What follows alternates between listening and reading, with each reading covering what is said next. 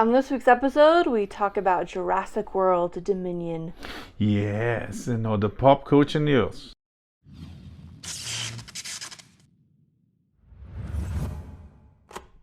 We got to see the long-awaited Jurassic Park Dominion tonight, and it exceeded my expectations. It was so fun. Yeah, it was really good. It was definitely, third installment on the trilogy. That the second wasn't as great. Yeah. So, but it was good. It was surprisingly good. Sorry. From the things you might know from the trailer, there's dinosaurs living on Earth. They are out because, as you know, from the previous movie, they escaped. They were taken away from the island, and that's Jurassic Park World Fallen Kingdom. So they were taken out of the island because there was a volcano, and some of them, they were taken to be sold to highest bidders. But only the sketchiest of highest bidders. Yes, and there's a lot happens, and if you've seen the movie, you might remember. At the end, they escape those people and live out in the wild and all over the planet. Yeah, so dinosaurs are now at large, vying for existence and resources and everything else, right alongside humans and all the rest. Yeah, so this movie is about that. It's called Jurassic Park Dominion. Nope, Jurassic World Dominion. Jurassic World Dominion. And the premise is dinosaurs live out in the world, like Malcolm, what's the book Jeff Goldblum said at the end of the previous movie. Welcome to a Jurassic World. And on this one, they're out there, and as they've been doing for 6 movies now, they procreate with pseudoscience or life finds a way. But I thought they did a really good job on this one. And why? The movie is full of action.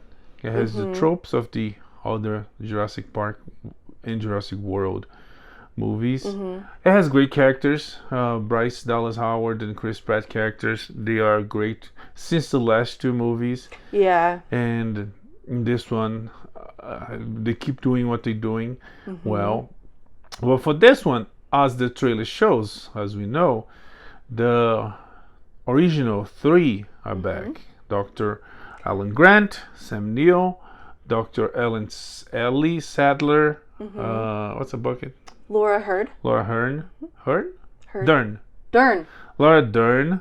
And Jeff Goldblum. Ian Malcolm. And it's tempting, and it's really easy in the folly of these films when you bring back like beloved old characters from the past to kind of like ride on that nostalgia. This film didn't do that at all. They were a great part of the plot, but the film was really good on its own. So they just got to contribute to it. They had great interactions with the new characters.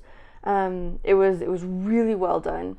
It was really fun to see them again. Having to deal with a lot of talent and a lot of great characters.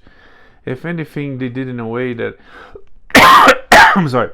I read somewhere that the director claimed, but again, it's when they go on the tour, on the promotion tour, for promoting the movie, they answer a lot of questions and they say a lot of stuff, and sometimes something they say becomes an article, and something they said was that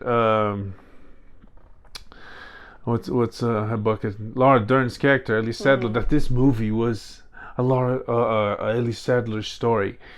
And if you see the movie, you're gonna see that they did it in a way that is nobody's story and it's everybody's story. They didn't it's like the new characters don't take the lead, or they take the lead, but the old characters don't take the lead, or they don't take the lead. It's very balanced. It's very proper.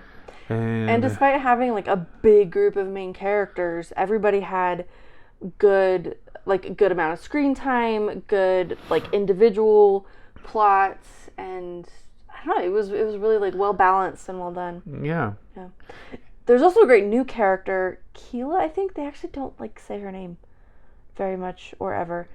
But she's basically a Han Solo, this really cool like rogue pilot. Smuggler. Yeah, smuggler who flies a giant hunk of junk, and but she's like, you know, with a really good heart, and so when called upon to save the day, she steps right up and really holds her own in this cast of already like well established and well beloved characters. Yeah, no, she's a good actress. She's charming, and you know, always with new characters, there's you know, it's not really most of the time it's not really well done, but in this case it is. She developed into a really nice character to the point that not spoiling anything. This just came to my mind. They could from now on. No, I guess not. The spin-off, the sequels could be about her. Yeah, we could totally. But she's just a pilot. Yeah, she's not really like super connected to the dinosaur side of things. She's just involved in it's kind of the sketchy underworld side of things. Yeah, but yeah, about new characters, she definitely worked. It was definitely good. Like the characters in the previous movie, they was like, yeah, you know, they didn't shine like she did on this one. Yeah. Even though the one thing that the about this trilogy is they connect the whole thing, the 6 movies actually. Yeah. But they do connect stuff on this trilogy to the point that we see characters from the first movie on this trilogy, they come back, and characters from the second movie on the trilogy, they come back. It's like it closes everything, including bringing characters from the original trilogy. Yeah. There was also a nice difference in plot. So, like, the first 3 movies have very, like, the dinosaurs, it's all about the dinosaurs, and, like, ooh, wow, dinosaurs in an amusement park, or everything goes wrong, we're trapped on an island with dinosaurs. I'm not complaining, it's super fun. But it's kind of, like, very similar. This one, they kind of go beyond, oh, wow, dinosaurs, and look at like the other applications for the technology behind the dinosaurs and how it could be used for like good or ill in the world, and so that kind of lets the plot do something very different from that, and like dinosaurs are all over the globe now, so that lets, despite all the things that are very similar, all the beloved tropes and things that have made the film so successful, the plot does get into some very different things, which makes this movie well worth watching. Yeah, and like the second movie, Jurassic World, which happens, Lost World, Jurassic Park, which happens a little bit towards the end. It's basically third act that comes to, you know, society, to land where we live, and we have to deal with dinosaurs here. And this one, it's almost first and second half of first act and first half of second act, and there's moments that they like dealing with smugglers and and they go to Malta, and not spoiling much. It's like there's like, I don't know, spy elements, action elements for sure, that not necessarily are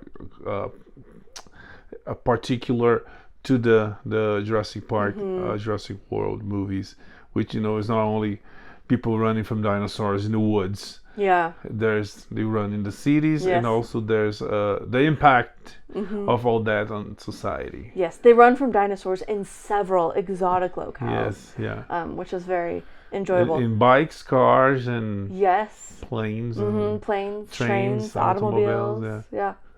Yeah. It's really fun. A couple of good jump scares. Also the return of like some really well done like puppetry and animatronics. So very, despite having like, they did great with that balance between practical and digital effects, I thought, and a lot of the practical effects were very true to the aesthetic of the first one, which totally holds up after like 30 years, which is incredible. And yeah, anyway, I could go on. It was so fun. If you like the Jurassic Park franchise, I feel like this is great for, out of all the 6 movies, this is really good, and it's definitely my favorite. I think maybe my favorite of the Jurassic World trilogy. It's definitely better than the previous one. The previous one for sure was yeah. And this one is definitely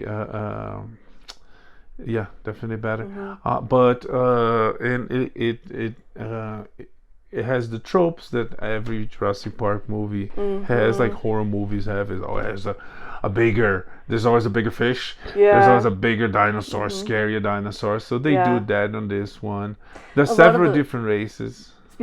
Species. Yeah. Yeah, some new species. They were also able to incorporate some things that paleontologists have been learning about dinosaurs in the 30 years since Jurassic Park. Yeah, new species, the fact that a lot of dinosaurs probably had feathers. We've seen that in the fossil record. We see T-Rex actually scavenging. Yeah, poaching. Yeah, there's this whole thing about T-Rex not being a hunter, but being a poacher. Scavenger. I read poacher on the article I read about dinosaurs. As someone who consumes many nature documentaries, I stand by scavenger.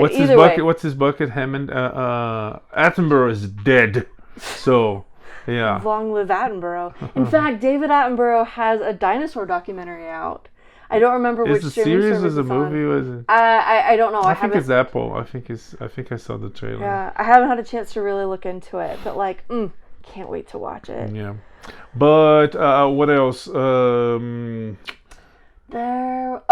Just something I enjoy. We were talking about the horror aspects. Just like some of the sound design, they use that very effectively. How you'll just be in the woods minding their own business, and they hear like the velociraptor call.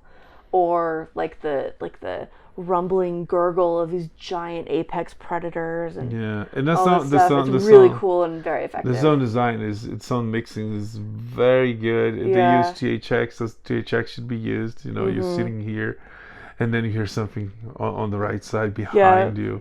On the left side behind. There was a moment where I swear like something was happening in the back of the theater, and then I saw it on screen, and the effect it was effective. It's award-worthy. I don't know what's coming for the next couple months, but this one has a really great sound, mixing sound. It uses the technology as it should. Ticks all the boxes to immerse you in the experience. Yeah. It was fun. I'm kind of a nervous, jumpy person. When I begged, so I was 6 when Jurassic Park came out, and I begged my parents for a full 7 years to watch it. I watched it on my 13th birthday. They wouldn't let me see it before then because it's PG-13. So that was the PG-13 movie that I chose to watch. Definitely had nightmares. Wouldn't go to the basement by myself. So which one was the first one you saw at the movies? Jurassic Park 3. 3, okay. Mm-hmm. So you missed Lost World too. Yes. Okay. Yes, but I did get to see. So once I turned 13, I saw them all. But so I'm saying like I'm a really jumpy person, but I've gotten over a lot of that. But this one still managed to like get in some really good, like really solid jump scares, a lot of good tension and stuff. Yeah. So. And it's fun. It has its funny moments on the very well balanced. Everything it has heart. It's old characters with the movie you to expect. You see a lot of kids, which I assume is kids with parents, which I assume is like you. Some of these people saw when they were little kids. Summer movie, big summer movie. Now they brought their own kids to see it too. I don't think our kids could handle it. I think I don't know. It would scare the living daylights out of our 5-year-old. So? She's like me. And as mad as I was at my parents for not letting me watch it when I was 6, they were right. I have an overactive imagination. I would not have slept alone for like years. And I think our 5-year-old is the same way. But if you have a kid who can handle this kind of thing, it's not any worse than any of the others. Yeah, I don't know, because the bad stuff that happened in the movie, most of the bad stuff happens to bad people, and it's also so fast that you blink, you miss, and you're like, oh, okay, here are the heroes again, and that's why I'm not sure.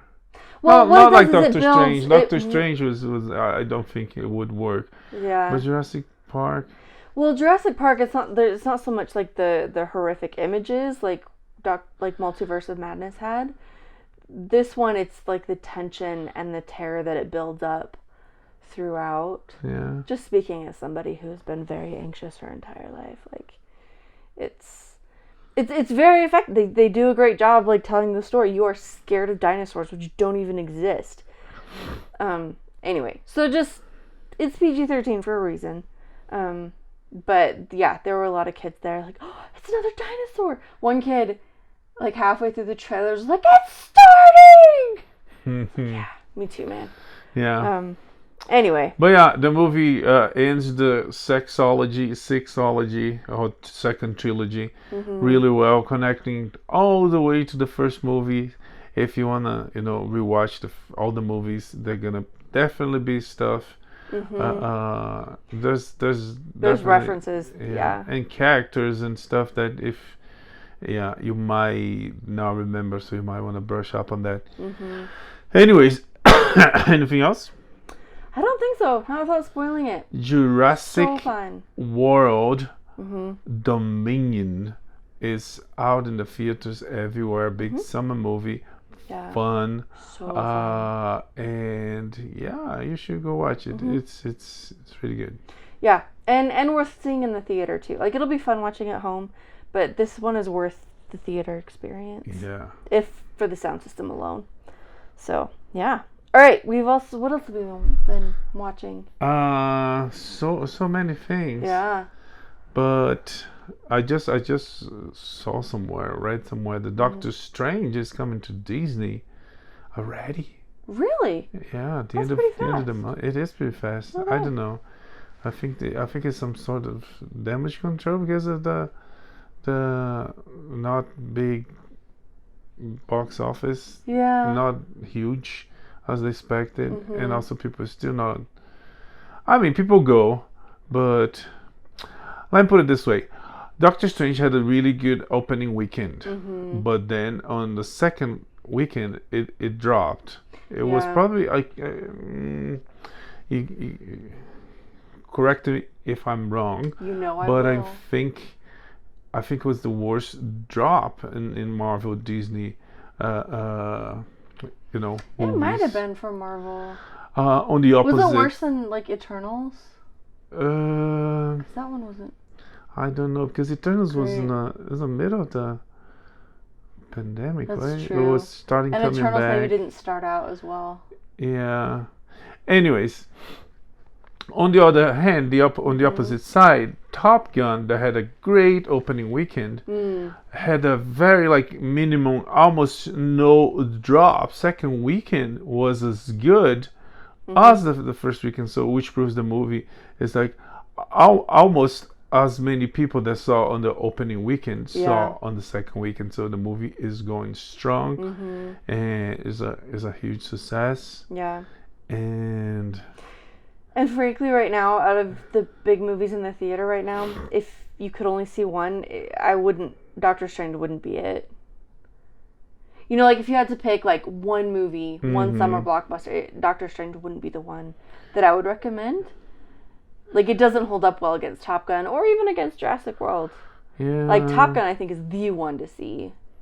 I mean, there was the element on Doctor Strange. There was the element that everybody was expecting way more, and that's what I mean. The studios kind of throw that. Yeah. They blame the fans because it's not our fault. It's your fault because you respect it. But it's the way they build. It's the market. The marketing, the trailers, and the possibilities, because it's based on comic books. In comic books, when you make a multiverse of madness, you might see 700 characters. You might see there's a scene on Doctor Strange that is the end of the infinite war against Thanos, and you only see 6 people. In the books you would see a row and another row and another row full of heroes. Besides the possibilities and teasers and rumors and hoax and in the internet people talk about it. So against that, the movie was actually small, and some people, besides the fact that some people disliked the fact that Wanda is a villain, which was already explicit from a long time ago from the show. Yeah. Anyways, no, they set it up really well. no, Top Gun is a one-shot movie. It's like you don't need to watch the first one. It's kind of a standalone, and it's fun. It's so good. Intense. It's Yeah. Another movie. Anything else about Top Gun? I don't think so. Anything else about box office? The internet throw the universe. It's Morbin time, fishes. They made Morbius with Jared Leto and Matt Smith go back to the theaters. So in the movie went back to the theaters in 1,000 screens. And the movie did this historic thing that it doesn't happen very often or ever, but the movie flopped twice. It flopped when it premiered and then flopped on this new round of 1,000 screens. The movie made $300,000? Is that what I wrote? $85,000. Even worse. So out of 1,000 screens, it made $85,000. And doing the math, $85 per screen. per screen. So like 7 or 8 people, Yeah. maybe. And those numbers are very, very. It's always confusing because we don't know if that's what they made, or if you have to include costs, or if it's tickets. Anyways, because either way, it's not good. Because even when the movie is hugely successful, like the Avengers made 3 billion. Is that what it's like? Some crazy number like that. Yeah. 3 billion. It's is never clear. Is never specific how much the movie cost. How much was the marketing? Yeah. So it made 3 billion, and maybe it costs 2.5. You don't know specifics of it.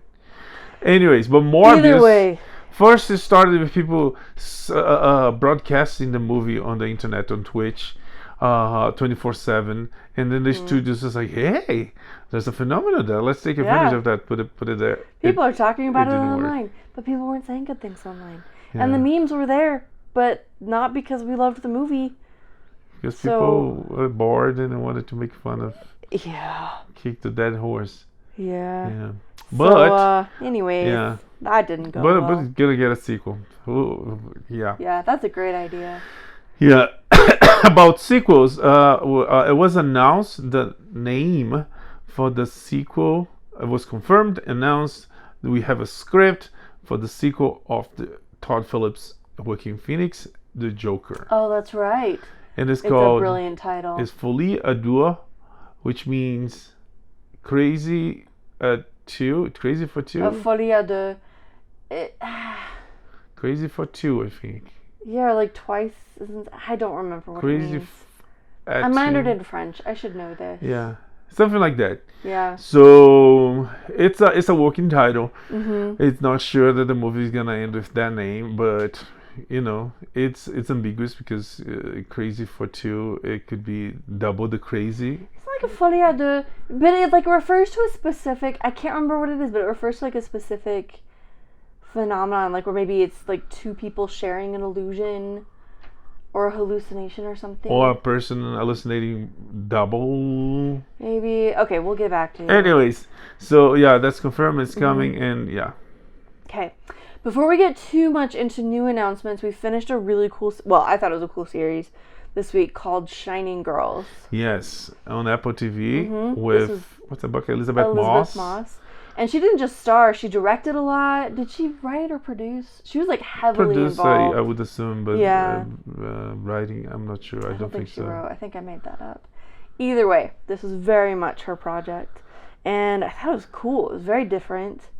It deals with entertaining time travel, timelines. Yeah. And it's not clear. It doesn't explain at the end, but it's still very compelling and very interesting. Yeah. She does a terrific job, and everybody else on it as well. Yeah. Yeah, all the way. The tension, the suspense, and the mystery lasts like all the way up until the end. And while I felt like the end was satisfying, they still left lots of really good mystery boxes closed. And so I thought it was very well done in that sense. Yeah, no, it's really good. Yeah. If you're into time-traveling serial killers, this is the series for you. So it was on Apple, right? Apple TV. Yeah. Yeah, really good one. Yeah. Okay, also with Apple TV, total mood shift, but Ted Lasso, which has been one of their most popular shows, won buckets of awards. They've announced that season 3, so the next season will be the last one. Yeah, Ted Lasso, this is a rare commodity these days. It's a comedy that is funny. Yeah, because you so funny. As you said, it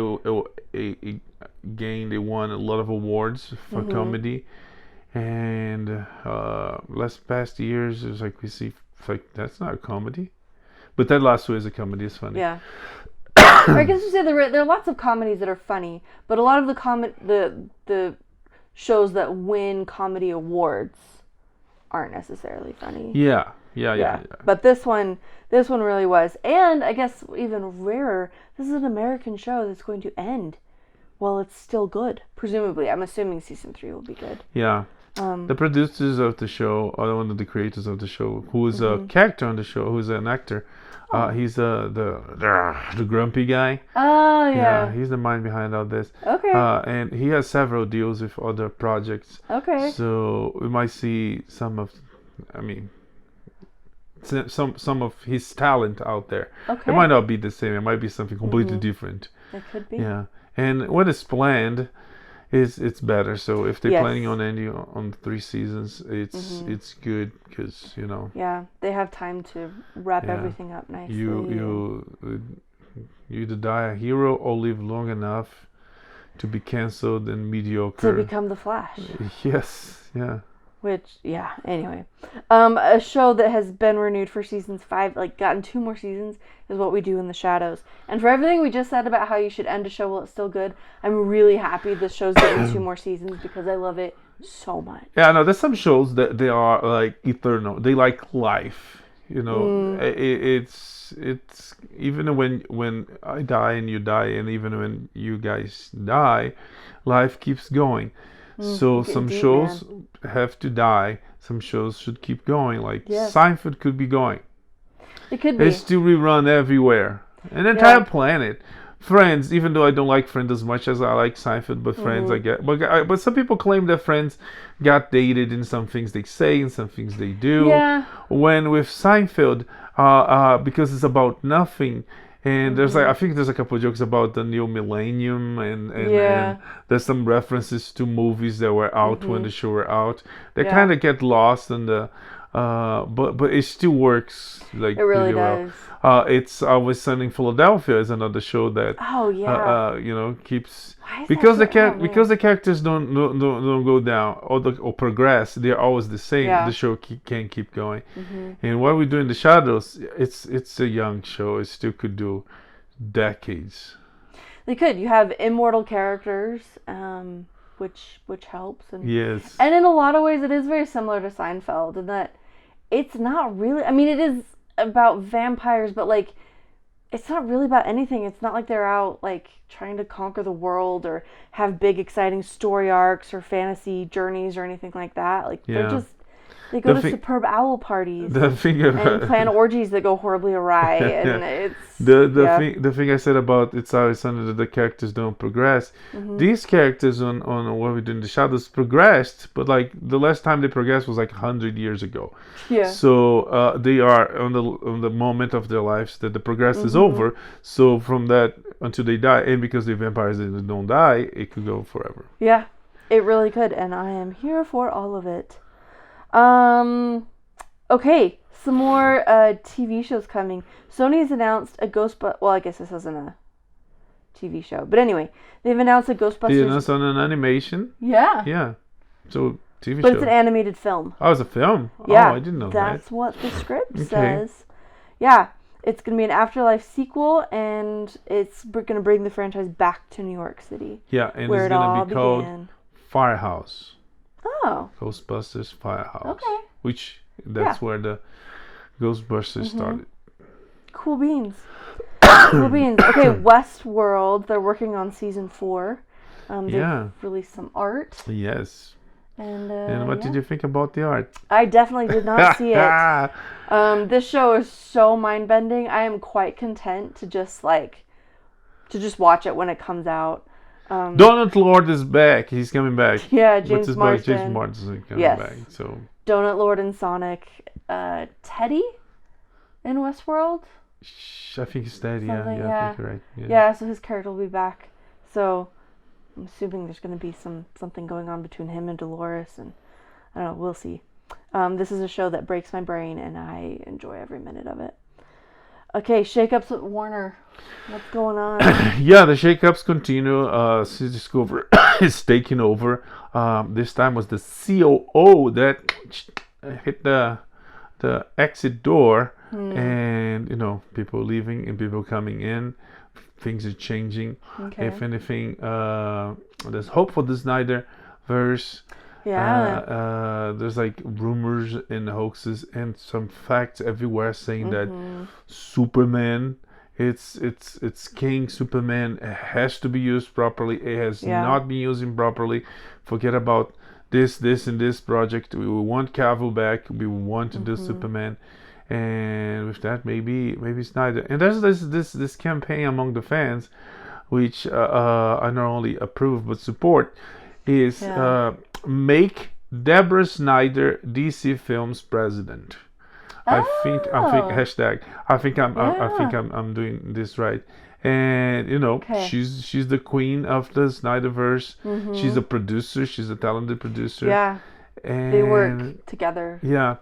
And hey, I think that would be perfect because that would leave him to direct, and he's envisioned Snyderverse, the DC universe, according to him, and she would be the person on the top, making sure that everybody else directing all the projects are connecting to that, doing what Kevin Feige did to Marvel. So hashtag make Deborah Snyder DC Films president. I think the that's hashtag. A heck of a hashtag. I think that's the proper hashtag. Okay. But you get the idea. Things are going well for Snyder, if the rumors are to be believed. He's working on a project called Rebel Moon, which started out as like a Star Wars story, and Star Wars didn't want it, so now he's just doing his own thing. It's so sad because the crap that Star Wars being through lately, and to imagine that he could be there and but again is Catherine Kennedy is like Kevin Feige does on Marvel, she does for Star Wars. It's like there's no directors. There's people that direct. Yeah. But for her, she's the director. It's like the studio. Producers cinema. Yes. And it's sad because Lucas, Spielberg, De Palma, Scorsese, Coppola, they were part of the first wave of American filmmakers that came out of film school. And it was during that period that the producers commanded, the producers did it. And they were the first generation to actually direct. You can tell a Scorsese movie from a Spielberg movie is like the director directs. It's very they are all authors of their films. Yeah. And it came to a point that now Kathleen Kennedy is the producer. That on Star Wars, that was one of the movies from the first wave of directors. And so that's why we wouldn't see someone like Snyder that would put his touch, and you could tell it was him. Yeah. It was not always the cake recipe that they do, or same thing on Marvel. Yeah, which they're is all the same movie somehow. Yeah, which is something I actually really like the way DC movies are right now. That there isn't one cohesive universe, because I mean, there's like a DC film for everybody. They're all over the place and they're all different, and I personally really enjoy that. Because the directors, like Todd Phillips did to the Joker. Yeah. And so we get to have different kinds of stories. We get to have a Matt Reeves Batman. Matt and we Reeves. get to have what? Matt Reeves did to the Batman. Yeah, and we get I love that diversity, that diversity of thought and diversity of content, versus the Marvel movies, which tend to be cookie cutter and at their loss. But yeah, so I hope Star Wars that DC lost. keeps that. Yes, With they Snyder. lost out on this storyline, but all of that was to say that Anthony Hopkins has joined the project, which he's brilliant in everything. So Yeah, two-time Academy Award winner. Yeah. Sir Anthony Hopkins. Yes. With all in of the his movie, gravitas. And there was this and ethos. image. There was this image, makeup test. Mm-hmm. They posted on the internet for this movie, and it looks like it looks really cool. It's a villain lady, and it's like it's a loss. It was so good. I mean, you are working on someone's IP, right? And they said no, but your ideas were so good that you were able to you wanted to continue and do it, and you were able to sell it. It has to be good. So it's a loss. I'm looking forward to it. It's Netflix who picked it up, right? Netflix, yes. Okay. Still with the DC universe, we saw a trailer for Black Adam. It looks so cool, and I'm really loving this for Dwayne Johnson. It looks really good. It's I don't know. It's a bit confusing because he's a bad guy, and here he's in the middle, and there's even a dialogue line, a joke. It's like, but heroes don't kill. And one would assume he'll say, but I'm no hero, like Deadpool says. But he says, but I do. So it could be that we have the kind of villain who thinks he's a good guy. So all of them? Well, no, not like plenty of them are willing to just own that they're villains. Like, I don't think like Doc Ock was like, I'm here to save the world. Nope, he was destroying stuff. Green Goblin. Because on Spider-Man, they had the whole mental breakdown because of he got shocked, and so they blame it on the device. Sure, but I'm saying like Doc Ock as a villain, he didn't think he was a good guy. Green Goblin does not think of him. I'm stuck on Spider-Man villains, but or Lex Luthor, I don't know if he thinks of himself as a good guy. I think he owns his villainy. No, I think Luthor is probably the worst example you pick, because he does think, the whole alien threat, and also But I think he's cognizant, he's doing bad things. But I don't know. Yeah, maybe that wasn't the best example. Anyways. The Joker doesn't think he's a good guy. Oh, the Joker is crazy. It's Scarecrow doesn't think he's a good guy. Oh, but that's another one you might claim he's crazy. Sure, but they don't, the point remains, they don't think of themselves as, I'm a good person. Whereas the vibe I got, and again, this is just from a trailer. We could be totally wrong about all of this. But the vibe I got was that he thinks of himself as a good person. Yeah, but the trailer looks really good. Everybody, the Atom Smasher. Is Atom Smasher? That's just Adam? No, that's not Adam. The giant... No, that's not Adam. Oh. I think it's Atom Smash. Yeah, I mean, that's not copyrighted for Ray Palmer or Choi, whatever his name is. Anyways, Atom Smasher. I'll check on that, but I'm pretty sure that's his name. Yeah. We see Black Hawk, not Black Hawk. Hawkman. We see Dr. Fate. Yeah. And there's plenty more that we didn't see it. But the trailer is intense. It's fun. It's beautiful. And if anything, I mean, I don't know. I'm glad that the trailer doesn't show. It doesn't show more of the plot, because I want to enjoy and be surprised. And if anything, it makes me think, I was like, how's gonna be between this guy and Captain Marvel? I mean, Shazam. Shazam, yeah. And anyways, because there's no wizard, they don't show wizard. They show some technological. Yeah, it looks different. Yeah, I don't know how they're gonna deal with that. I don't know either, but I'm very much looking forward to it. I think also like Shazam, it looked like, you know how Shazam is like a little bit more like lighthearted, child-centric. There's some more humor. This one, at least in the trailer, there are a couple of like humorous moments. So it seems to be sticking to that, like to that DC movie vibe.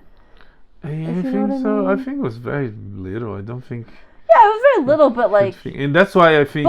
But like the Batman is just all. There's no jokes. Yeah. Or anything. I don't know. I think it was so minimal in this that you couldn't put in the same neighborhood, in the same country as Shazam, because Shazam was like, he's like, your phone is charged, your phone is charged, your phone is charged. That's true. Okay. Yeah. Okay. Well, either way, it looks really fun. Does look really good. I follow The Rock on Instagram because he's just a very interesting person to me. And like he'd been hyping this up for so long, and like he worked so hard for this, and I think it's really gonna pay off for all of us, and I can't wait. Okay, shakeups at Disney. Yes, Pete I can't remember his name, was fired. Bob Chapek remains, but I guess Pete was the scapegoat. And people were surprised. This was out of the blue. No shake-up, no big changes on Disney. It was just say someone has to go, and it's gonna be you. Oof, that's rough. But Disney continues to make films and animated films, which is their bread and butter. And we saw a trailer for a new one called Strange World. Yeah. Starring Jake Gyllenhaal. It's about a strange world. Mm-hmm. There's not much you can say because the trailer shows these explorers dealing with strange things in a strange world. There we go. So that's coming. It looks fun. It looks cute. Looks fun, yeah. It kind of reminded me of. I feel weird that they cast Gyllenhaal to voice Krasinski because the character looks like Krasinski, yeah. But, that's all right. It reminds you of what? It reminded me of Avatar. You know how sometimes studios will put out similar films around the same time? This one, just like the trailer seemed like Avatar Jr. Like, look at this crazy, magical, mystical world we've created digitally. Yeah. It probably has no similarity, but... Yeah. Anywho, Brad Pitt... It could be including the fact that, like, it could go towards that and towards the trope that like there's no villain. The villain is, why do you want to explore this world, this beautiful world for its elements? But I mean, that's me extrapolating. The trailer doesn't show any of that. We really don't know anything about it. Anyway, but it looks fun. So that's gonna happen. Jake Gyllenhaal, coolio. Brad Pitt is gonna be working with Apple. On a drama. Formula One drama. One of the producers is the Formula One champion, Lewis Hamilton. Oh. So, cool. Yeah, we'll see. All right. Sony has acquired a Dolly Parton and James Patterson adaptation called Run, Rose, Run. Based on her book, and she might, and she's scheduled to star, actually. Yes. Yeah. Dolly Parton never, ever disappoints.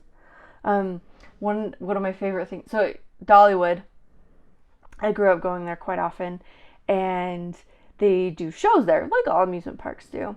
But the absolute best one was Dolly Parton Christmas Carol. She was there? No, it was a hologram. Ooh, wow. Yeah, and she was the angel of Christmas Past, I think. So it was like Christmas Carol, but it was bluegrass, and it was, oh my gosh, it was so great. Oh, wow, that's so cool. Like, even when it's really cheesy and corny, it's just so charming and endearing and wholesome. But then on the flip side, sometimes it's just really, really good. So I'm looking forward to this very much. Scream 6 is not getting somebody back. What? Scream 6? Oh, Scream 6. Yeah. Neve Campbell, the screaming queen of Scream. Okay. She was the all three the trilogy I haven't is actually seen them. the trilogy is about her. Okay. Sydney, I can't remember her last name. And they just did a revival reboot, whatever, a new one, and I didn't see the new one, but apparently she was back. Oh. I don't know how much, but she's not coming back for the next one, for financial reasons apparently. And she said, it's like, it doesn't seem like they're gonna pay me enough for this project, for this job, so I'm not coming back. All right. Yeah, it's like simple like that. Oh well. No drama, no like, because of schedule I'm not gonna be able to. Yeah. Cool. Shanghai was supposed to have an international film festival. It got scrapped at the last minute. Canceled because of COVID. Yay. And yeah. Someday we're not going to say that anymore. I still hold out hope. Yeah. That there will be a time we say that for the last time. Yeah. We'll see. Overzealous Fear or whatever. Yeah, the festival was canceled and it comes back next year. It does. But hey, if you're really upset about that, you can drown your sorrows in Mountain Dew's new flavor. Pickles. Yay. Yeah. That's something everybody wanted. And if you want to eat a snack with that, you can eat the new Oreo mix with Ritz. Yeah. It has Oreo, vanilla chocolate, and Ritz has Ritz and peanut butter. It's this whole mess. Is it peanut butter or is it cheese? Is it? I can't remember. Either way, like I really love salty sweet, but this does not look good. Yeah. Anyways. So, great. Well, on that disturbing culinary note, we leave you. Yes. We'll be back next week. We're watching a bunch of more stuff. Yeah. We're watching this old show named Con Man. It's very funny. So funny. Alan Tudyk killing it in the pseudo sci-fi pseudo actor. It makes life and reality and Curb Your Enthusiasm-esque. Yeah. And it's good. Fillion is there. He's great too. Next week we're gonna watch. What are we gonna watch next week? I don't know. I don't know. We got through the big summer blockbusters. I know they start selling Thor tickets next week, but it's not next week. It's at the beginning of next month. But Minions comes out this week. Oh yeah. I don't know. We will watch something. There's a new Adam Sandler movie we're gonna watch. So if you don't go to the movies, we talk about Hustle. And many other things. I guess that's it. May the force be with you. Live long and prosper. Bye. Bye.